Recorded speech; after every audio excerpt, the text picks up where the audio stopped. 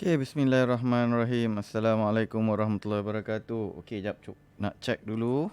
Okay ke tak internet. Dan, okay. Hopefully audio sebab tadi mikrofon tak connect. Okay. Alhamdulillah, ya Allah. Sebenarnya, apa khabar semua? Assalamualaikum, salam sejahtera. Bertemu kita sekali lagi dalam sesi inspirasi waktu rehat. Bila saya fikir-fikir semula tentang sesi ini, saya rasa kali terakhir yang saya buat adalah pada bulan 12 tahun lepas. Dan itu adalah kali terakhir. Dan selepas tu saya ada task diberi oleh saya punya office. Saya kena travel dan menyukarkan untuk nak mengadakan sesi sebegini.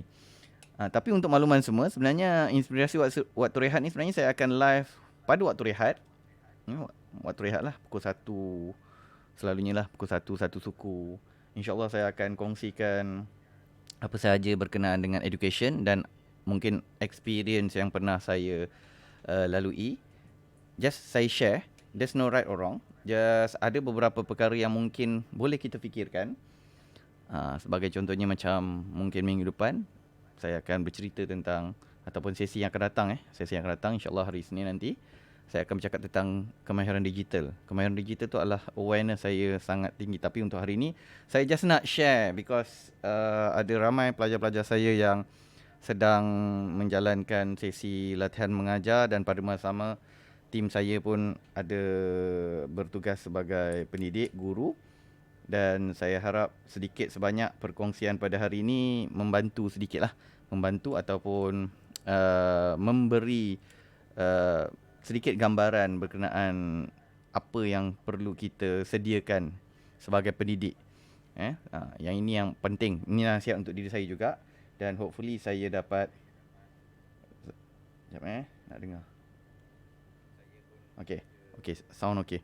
Okay, so saya harap sesi ini kepada sesiapa yang mungkin pernah masuk ke dalam sesi perkongsian saya sebegini. Dan saya rasa pada tahun 2001, saya sentiasa akan bercakap tentang ciri-ciri. Dulu awal-awal tu saya cakap tentang 10 ciri-ciri penting. Kemudian ada sesi seterusnya saya cakap 11. Dan hari ni 12, okay? Dan saya kategorikan tentang pendidik moden tu, maksudnya yang latest lah pada hari ini. Kenapa hari ini? Okay, kenapa hari ini? Because bagi saya, yes, kita ada asas sebagai pendidik. Tentang, maksudnya semua kena menepati ciri-ciri asas. Tetapi ciri-ciri penting yang sesuai ikut zaman itu juga penting. Okay? Jadi, sekejap saya cuba buka slide sekejap. Okay. Okay. So, macam saya kata, untuk sesi kali ini, saya just nak share saja tentang ciri-ciri, 12 ciri-ciri yang bagi saya sangat penting untuk hari ini. Dan kebanyakan pelajar-pelajar saya yang belajar dengan saya akan highlightkan. Tetapi saya terus terang saya kata ciri-ciri ini adalah ciri-ciri yang mungkin akan bertambah atau berkurang. Kita akan tengok pada perkembangan zaman. Dia tak statik, dia dynamic. Because kita manusia. Manusia tu maksudnya apa? Manusia, kita sentiasa akan cuba explore benda-benda baru, maklumat-maklumat baru. Dan kita tak nafikan bahawa apa sahaja yang berlaku dalam kehidupan kita itu akan mempengaruhi mempengaruhi kita punya tindakan selanjutnya, terutama sekali guru lah. Okey, jadi sekejap dah siap belum slide ni? Okey. Sebab pakai PowerPoint. Okey.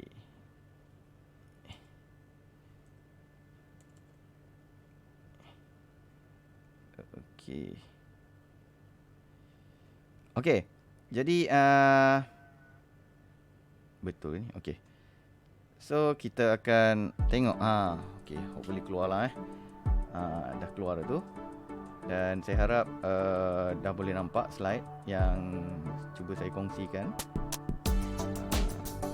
Dia punya slide ni. Okey. So ini yang saya kata kita perlukan sedikit pengetahuan lah berkenaan dengan kita kata ciri-ciri ni. Okey. Sekejap. Ada setting yang tak best ni. Okey tak. Mungkin dia punya dimension lari sikit lah. Okey, tak apa. Kita teruskan.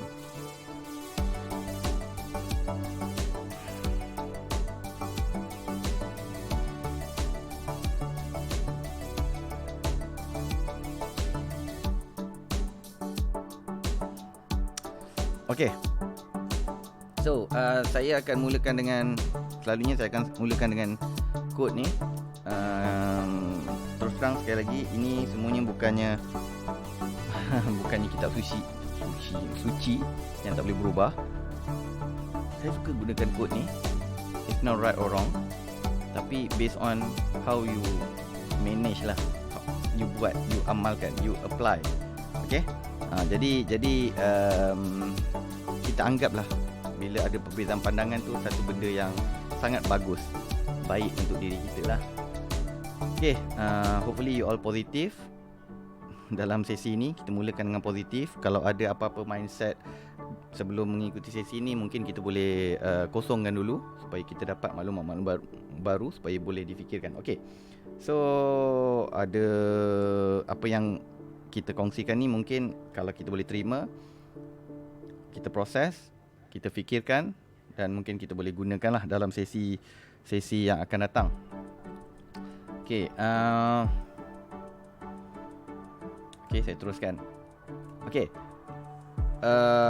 sebelum kita masuk pada ciri-ciri tu, sesi-sesi yang dikongsikan pada hari ini, hopefully anda semua boleh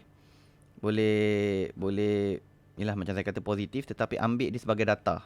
Data DIKW ni sebenarnya saya suka guna sebab saya sentiasa akan fikirkan apa saja saya nampak di keliling ni sebagai data, dan dengan data-data yang ada tu, kita akan proses jadi maklumat, sebagai maklumat. Okey, dan seterusnya maklumat-maklumat yang ada tu akan diproses jadi knowledge, pengetahuan. Dan level paling tinggi dia akan jadi satu level yang memang like a level kau nampak kau terus tahu. Dia macam tak tahu. Dia macam tu lah. Dia macam kalau orang masak ni kan, kalau dia tengok je dekat dalam video cara orang tu masak, dia dah tahu lah ni mesti masin ni. Dia dah sampai level tertinggi lah. Okay, jadi dalam live kita sebenarnya kita kena hati-hati sebab kadang-kadang kita represent sebagai pendidik, kita represent satu watak yang bila orang nampak, selalunya orang akan percaya. Senang percaya. Jadi sebelum kita buat apa-apa keputusan untuk sama ada kita nak buat keputusan, jangan kita ambil cakap, maknanya keputusan tu kita dengar orang cakap, lepas tu kita sampaikan. So dia jadi macam kita ni marketing tools orang lah. Macam bila ada orang cakap, kita pun tak tahu betul ke salah, lepas tu kita bercerita kat orang. Kita ni macam marketing tools orang. Sebab tu lah saya kata, kalau orang tak suka pada kita tu, biar je. Orang tu kadang-kadang bila bercerita pada orang lain tu, lantak dia lah, masalah dia. Tetapi dia macam marketing tools kita lah jawabnya kan. At the end nanti kalau orang kalau you kena strong jugalah bila ada orang suka bercakap belakang kita ni kan. Yang paling penting, biar je. Haters tu level-level, kadang-kadang ada benda yang disampaikan tu betul. Tapi kalau yang tak betul tu, biar je lah dia jadi kita punya marketing tools. Okey, tak apa. Tapi untuk sesi hari ni, saya lebih nak fokus pada 12 ciri-ciri tersebut. Tetapi sebelum tu, saya nak kita ada disiplin di mana setiap apa benda yang kita dapat, apa maklumat kita kita tahu level-level dia. Sama ada maklumat tu adalah sebagai data, dia ada sebagai maklumat, ataupun dia sebagai knowledge. Okey? Jadi kita kena faham setiap level ni boleh berubah. Sebab itulah pentingnya ada research. Sebab itulah pentingnya kalau dalam bidang perguruan atau pendidik ni, ada yang buat action research. Action research itu sangat hebat, bagus. Untuk kita apply, untuk kita improve kita punya amalan. Okey. Kita teruskan. Okey, macam saya kata, sebab itulah saya selalunya bila orang cerita something, kadang-kadang bukan saya tak nak sampaikan, saya kena proses dulu betul ke tak, saya ni betul ke menyampaikan. Sebab at the end saya tak nak jadi postman semata-mata. Okay, orang tu cakap, kita cakap. Kadang-kadang kita cakap pun tak sampai. So kita kena proses. Kadang-kadang ada ketua saya sampaikan something, dia ada bagi 10 maklumat, dia nak suruh kita sampaikan pada orang lagi bawahan kita atau tim kita. Kadang-kadang kita kena faham, kita sebagai middle management ni macam mana kita nak sampaikan maklumat tu. Kadang-kadang kita tak terus sampaikan 10, kita sampaikan 5 dulu. Sebab kita tahu kapasiti tim kita macam mana. Kalau kita terus bagi 10 terus direct, apa jadi kadang-kadang kita ni jadi macam postman tau. Tahu postman? Postman tolong hantar je lah. Lagi bila kita gunakan skrip yang sama. So kita kena proses benda tu. As a middle management, kita kena proses. Terutama sekali bila ada apa-apa polisi yang keluar, yes, kita kena sampaikan semua. Tapi mana yang lagi penting? Kalau kita nak share pada student-student kita, okay. Walaupun memang arahan kena bagi tahu semua, tapi inform dengan cara manusiawi. Step by step. Okay? Okay, so ini adalah beberapa ciri, 12 ciri yang saya suka kategorikan untuk kita readykan diri kita. Bermula dengan bina hubungan. Okay, bina hubungan. Okay, bina hubungan maksudnya kita sebagai watak yang bukan memecah belahkan. Maksudnya mungkin murid-murid datang sekolah dengan hati yang kurang positif, kita kena positifkan. Definitely bila kita kena positifkan something, kita kena strong lah. Tapi kalau kita pun tak cukup strong, itu jadi lagi negatif. Sebab itulah kepada para pelajar, saya memang tak suka cikgu marah-marah. Sebab saya terus dah declare dah, marah-marah ni adalah permulaan guna kuasa oleh orang dewasa. Sedangkan sebenarnya saya kata, murid-murid, pelajar-pelajar datang ke sekolah, dia bukan semata-mata nak belajar tau. Dia nak tengok figura orang dewasa. Dia nak jadi orang dewasa yang macam mana. So kalau kita duduk dari pagi sampai ke tengah hari, kita duduk marah-marah, definitely mungkin bukan itulah figura yang dia nak jadi. Atau sebagai contohnya, kalau semua orang marah, boleh jadi murid-murid pelajar ni dia follow. So apa jadi pada generasi akan datang? Marah-marah. Sedangkan sebenarnya sebagai orang dewasa, kita dah cukup kreatif dah nak handlekan situasi budak-budak ni macam mana. Jadi kalau tak cukup kreatif lagi, pergilah belajar. Tapi itulah poin dia. Tanya diri sendiri, dah cukup ke belajar? Kadang-kadang kita terlupa. Kita terlepas pandang yang kita belajar tu bukannya cara nak menyampaikan jadi manusia dewasa yang moden. Kita terlupa yang sebenarnya kita belajar konten. Konten tu sebenarnya dah ada banyak dekat online. Belajar macam mana nak menyampaikan tu, yang sebenarnya perlu kita cuba fokus. Kadang-kadang kita tak payah sampaikan semua pun, tapi sebab kita cara penyampaian kita tu menyebabkan orang nak explore, dan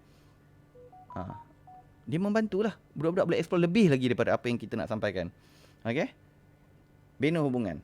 Kedua, innovator. Macam mana kita menjadi seseorang yang innovate something, create something, menyebabkan murid-murid zaman sekarang, pelajar zaman sekarang teruja untuk menjadi seorang. Dia teruja lah bila dia tengok tok guru dia, cikgu dia. Wow, keterujaan tu membuatkan mereka rasa mereka nak lagi. Walaupun susah macam mana pun, mereka rasa macam best, nak lagi. Tapi kalau dari benda tu dah start dekat kita lah, benda ni susah lah, you nak sampai kepada pelajar, mereka lagilah rasa susah. Okay? Jadi keterujaan tu sangat penting. Macam mana nak bagi mereka teruja? Salah satunya adalah macam mana you boleh tunjukkan inovasi yang you boleh buat. Inovasi apa? Inovasi dari segi penampilan you yang memang lebih kemas, credibility as orang dewasa. Kita sebagai duta ke sekolah jadi cikgu, kita pun duta sebagai dewasa yang menunjukkan dewasa macam mana yang sebenarnya anda semua boleh usahakan untuk jadi orang dewasa masa depan. Duta. Okay. Sebab itulah saya kata 8 jam ni, 8 jam lah, 6 jam ke 8 jam lah kalau tengok ada setengah sekolah panjang sikit masanya kan. Mereka sedang tercari-cari identiti, nak menjadi dewasa yang macam mana. So kita, yalah, kalau kita faham, kita bagi benda-benda positif, mereka amalkan, kita pun dapat pahala. Tapi kalau kita dari awal kita amalkan benda-benda negatif, mereka pun ikut tanpa ada countermeasure. Kadang-kadang kita memang sengaja nak ada design, kita buat sebegitu. Tapi sebab kita tak ada design yang properly, strategi pun tak ada, apa jadi ialah Itu yang menyebabkan mereka mungkin tertiru, terikut-ikut, jadi negatif. Sebab itulah saya kata cikgu-cikgu kat sekolah jangan main-main, because apa yang anda cakap mereka akan follow. Cakap jangan isap okok, tapi you isap okok. Sebab itulah ciri-ciri antara watak-watak pelajar yang nak jadi cikgu under penilaian saya. Saya memang tak nak ambil orang isap okok ni. Saya minta maaf lah.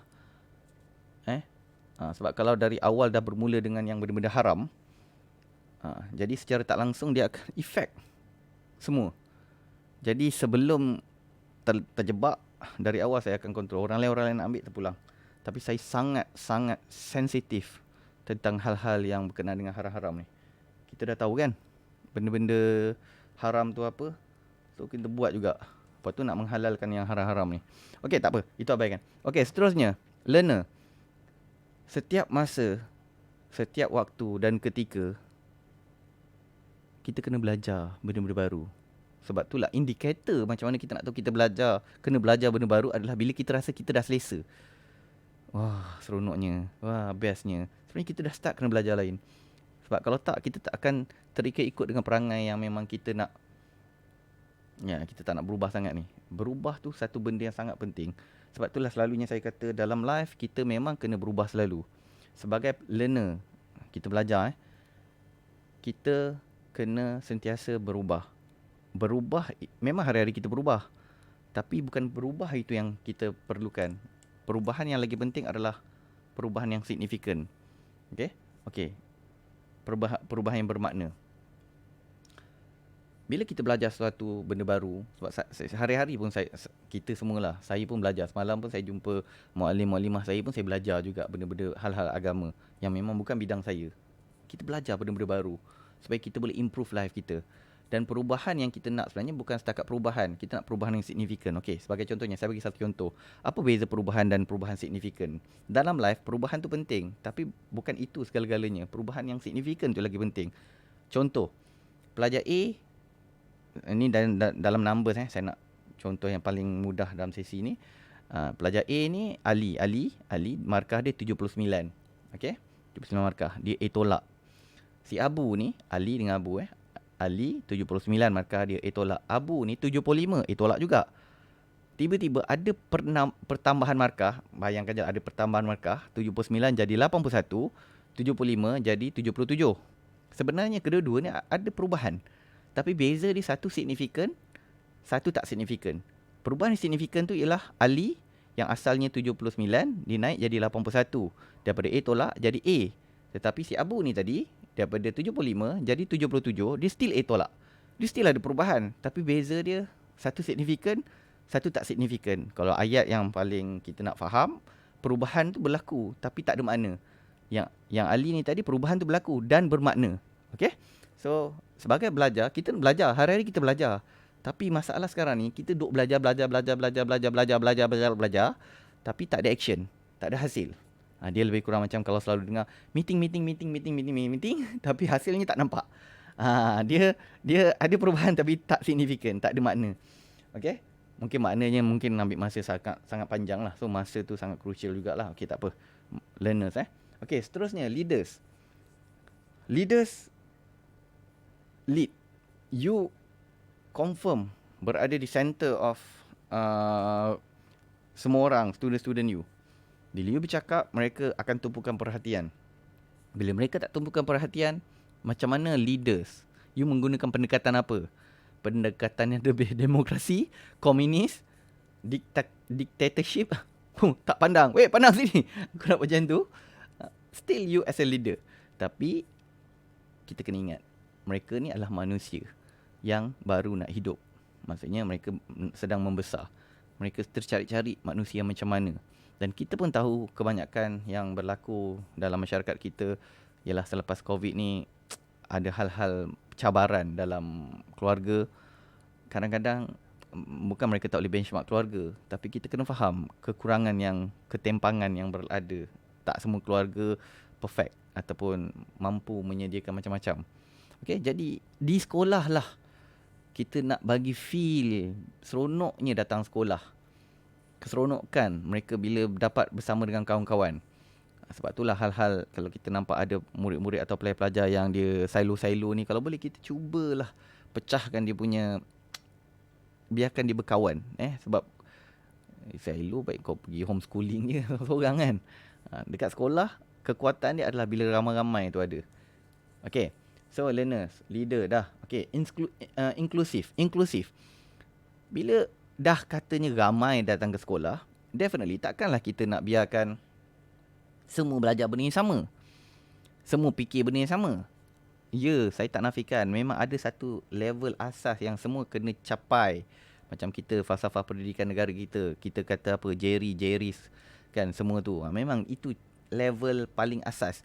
Tapi selepas tu, bila mereka berfikir di luar kotak, kita kena raikan. Okay? Raikan mereka. Okay. Jadi, kita kena raikan kepelbagaian. Dan bila dalam satu kelas ada macam yelah, definitely ada 20 ke 30 pelajar, murid-murid ni. Kita kena raikan cara mereka berfikir. Yang paling penting, at the end, kalau adalah penilaian atau peperiksaan, kita kena fahamkanlah penilaian peperiksaan tu untuk apa. Dia bukan segala-galanya. Dia sekadar untuk dinilai. Kita nak benchmark lah. Saya bagi satu contoh lah. Anak saya. Salah seorang anak saya, asalnya dulu tak suka matematik. Macam mana pun cikgu matematik yang ada dekat sekolah, mungkin tak dapat nak memberi inspirasi pada dia lah untuk belajar. Saya faham. Cikgu terpaksa fikirkan majoriti. Yang minoriti yang tak faham ni, parents kena ambil inisiatif. Dan saya faham anak saya ni, dia suka arts. Tetapi walaupun dia suka arts, matematik dia tak boleh tinggal. Kenapa? Dia melibatkan numbers. Numbers kita terlibat hari-hari, jam, semua. Semua benda numbers, percentage, nanti satu hari nanti duit. Macam mana dia boleh buat arts hebat macam mana sekalipun, tapi kalau dia tak pandai manage numbers, duit, boleh kena tipu juga. Okay. Jadi, apa yang kita cuba buat? Kita cuba selesaikan mengikut apa yang budak ni minat. Cert art. Jadi kita kenalkan dengan ada kawan-kawan yang minat art, tapi kita dah discusskan dengan kawan kita tu kan. Dia bukan cikgu, kawan kita tu art. Kawan kita akan bercakap betapa pentingnya numbers. Sebab dia melibatkan duit, timing, masa. Sebab kita bukan hidup seorang-seorang. Something macam tu lah. So at the end, kita menggunakan minat mereka untuk naikkan apa yang mereka lemah. At the end sekarang ni, dia suka matematik dan dia kata matematik itu terlalu mudah untuk dia. Itu point dia. Sebab kadang-kadang cara pengajaran di sekolah, cikgu terpaksa fokus pada majoriti. Majoriti mungkin faham cara yang tradisional atau konvensional ni. Cara menyampai kuliah, cakap macam tu kan. Tapi, walaupun saya tahu sekarang dah ada PBD semualah. Tapi kita kena faham, kepelbagaian manusia ni dah semakin, maksudnya semakin ramai cara berfikir berbeza-beza. Sebab itulah, pendidik hari ni memang kena kreatif. Okay? So, bila saya cakap pasal kreatif, ini semua ciri-ciri ni akan menjurus kepada kreatif. Okay, so inklusif, okay, and then storyteller. Storyteller tu kita kena kadang-kadang gunakan pengalaman-pengalaman kita, pengalaman-pengalaman kawan-kawan kita, keluarga kita untuk kita bercerita. Kadang-kadang dengan cerita tu menyebabkan pelajar-pelajar kita lebih dekat dengan point, message yang nak disampaikan. Contohnya macam tadi saya kata anak saya mungkin satu ketika dulu dia kurang mahir matematik sebagai contohnya, atau dia tak minat pun matematik. Wow, kita awal-awal dulu memang kita cakap lah yang okay, wife saya memang terror matematik contohnya lah. Dia punya tokda, ninda dia memang hebat matematik. Tapi dia punya keterujaan tak sampai sebab dia suka arts. Dia memang tengok buku arts, memang dia cara dia berfikir arts semua. Tapi kita dah faham dah, bila dia minat, baguslah. Kita jangan bunuh minat dia. Teruskan dengan minat tu, tetapi kita gunakan minat dia untuk improve benda-benda yang dia kurang ni. Macam mana? Sometimes kita perlukan bantuan yang lain. So, storyteller tu kadang-kadang bila kita bercerita direct, mungkin dia boleh terima. Tetapi kadang-kadang kita bawa ke satu setting yang lain, menyebabkan mungkin kawan kita tu membantu bercerita, menggambarkan, dan dia teruja. Sebab mungkin minat dia sama. Okay? Jadi benda-benda macam tu kita kena kreatif lah. Okay, and then kita sentiasa reflect. Kadang-kadang macam saya kata tadi, ada kalanya kadang-kadang macam mana kita dah hebat lah. Kita ni pengajar, pensyarah ke pendidik ke. Ya, kita kata kita ni dah berjaya lah. Luluskan berapa ratus orang lah kan. Tapi kita kena sedar, disebabkan kepelbagaian habit pemikiran manusia ni menyebabkan kita nampak cara berfikir yang berbeza. Kita kena open heart, open mind, beri ruang pada kadang-kadang kawan-kawan yang lain atau tim yang lain untuk bantu kita. Ego tu kita letaklah tepi sekejap. Kenapa kita buat macam tu? Untuk generasi ini berkembang. Okay, designer. Apa saja dalam life you kena design, strategize betul-betul untuk benefit bukan untuk diri kita saja, tetapi untuk benefit kepada semua, untuk pelajar, ibu bapa, sekolah. Sebab itulah dia kena datang dengan filosofi dalam education. Selalunya saya akan pegang yang mencorakkan anak-anak adalah ibu bapa. Saya tak pernah pun kata kita ni penting atau saya ni penting sebagai pendidik. Tak, saya sentiasa still pegang yang mencorakkan anak-anak adalah ibu bapa. Yelah, memanglah kalau kadang-kadang dia terpakai orang kata untuk kanak-kanak kecil, tapi saya still rasa pentingnya peranan ibu bapa. Jadi sekarang ni kita perlu rapat dengan ibu bapa. Perlu rapat. Kadang-kadang ibu bapa biasalah, dia kritik, dia cakap, biar, itu kan saya kata tadi data. Daripada apa yang dapatan daripada parents ni, dan kita fikir, betul ke? Apa lagi? What next? Mungkin kepakaran tu kita tak ada. Kita minta pandangan mereka juga. Dan kita fikirkan, bincang dan dapatkan solution. Okay, seterusnya. Reflektif dah, designer dah, artis. Okay, artis. Dan yang terakhir, entertainer. Okay, artis dengan entertainer ni hampir sama lah. Tetapi dia ada kaitan combination dengan storyteller, dengan macam mana you nak build relationship. Jadi, artis pastikan dia macam ni. Bila cakap tentang artis, selalunya bila orang tengok seseorang artis tu, orang rasa teruja, seronok, sedap mata memandang. Untuk kelompok-kelompok tertentu lah. Kalau macam yang artis anime ni, golongan anime sukalah. Orang artis yang anime, minat anime ni. Okay. Jadi bila watak komersial tu ada, belum masuk kelas lagi orang dah teruja. Orang teruja nak bersama dengan kita. Sebab itulah saya selalu memberi gambaran bahawa jadilah seperti selalu saya bagi contoh Justin Bieber lah, sebab saya suka Justin Bieber satu ketika dulu kan. So saya kata, bayangkan satu hari nanti Justin Bieber yang ajar matematik. Awak cikgu matematik. Justin Bieber kata dia nak ajar matematik. Awak rasa kelas siapa yang penuh? Sebagai contohnya kan. Justin Bieber ni bukanlah kata tak tahu matematik. Dia terror juga matematik. Tapi mungkin dia bukan pakar. Anda pakar. Tapi at the end, orang akan banyak pergi ke Justin Bieber. Sebab Justin Bieber dikenali. Justin Bieber tu rasa sedap untuk didampingi. Kan, tak marah-marah. Enjoy. Still budak belajar. Dan mereka lagi teruja nak belajar. Teruja nak belajar. Sebab kita nampak watak tu. Watak tu ia ada commercial value. Dan satu ketika dulu saya pernah kata lah, mungkin satu hari nanti bila interview nak jadi cikgu, orang akan tanya, Hang ada contribution berapa banyak? Contribution yang Hang buat. Contribution dekat society. Dia sampai level macam sekarang ni, banyak artis-artis yang ditanya kalau nak berlakon kan, berapa banyak follower Hang? Lebih kurang macam tu lah. Sampai macam tu tau. Saya akan gambarkan, mungkin kita akan ke arah sebegitu untuk mendapatkan guru yang terbaik lah. Sebab kita nak tahu cikgu tu betul-betul boleh contribute tak? Tak adalah. Sekarang ni pun kalau ada datang interview dengan saya pun, kadang-kadang saya takkan cakap, oh saya ada buat khidmat masyarakat. Saya tanya waktu bila? Waktu kat universiti. Itu universiti yang suruh buat, bukan kau yang nak buat. Ni yang cakap yang awak punya contribution. Okay, so itu artis. Entertainer lah. Bila dia mengajar, dia bercerita, dia akan memberi inspirasi kepada yang lain. Dan orang seronok nak dengar. Nak lagi. Rasa macam, oh kalau boleh besok nak masuk kelas cepat. Jumpa dia. Dengan pakaian dia yang memang sangat memberi inspirasi, dengan segak gaya berjalan, senyum wangi, semua package itu. Okay.